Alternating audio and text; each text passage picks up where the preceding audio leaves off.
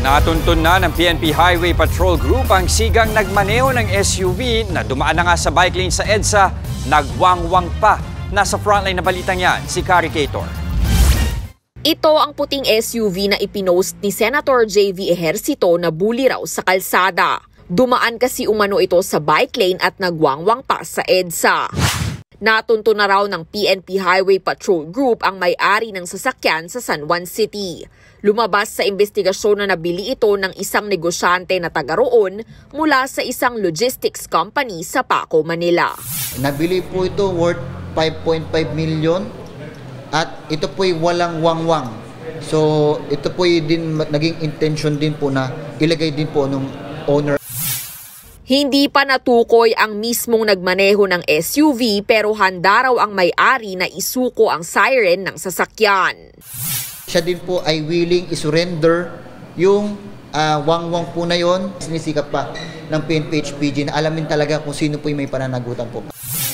Sabay sa pagsita sa mga pasaway, nakatuon din ng HPG sa pagsugpo sa mga nagpapanggap na miyembro nila.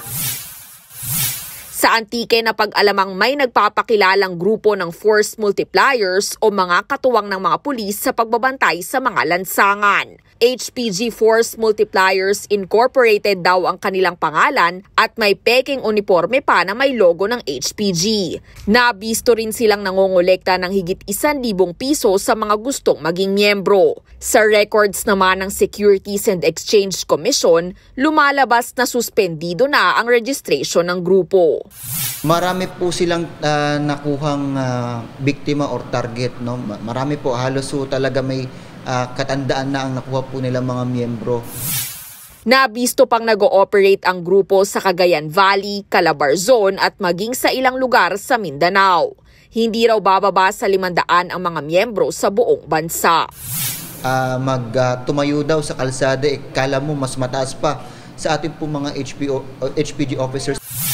Kakasuhan daw ng HPG ang mga peking force multiplier ng usurpation of authority at illegal use of uniforms or insignia. Nagbabalita mula sa Frontline, Kari Cator, News 5. Mga kapatid, Ed Lingaw po, maging maalam at may pakialam sa mga napapanahong balita sa ating bansa. Para sa mas malilimang pagtalakay at paghimay sa mga issue at headlines, mag-follow at mag-subscribe sa social media pages ng News 5.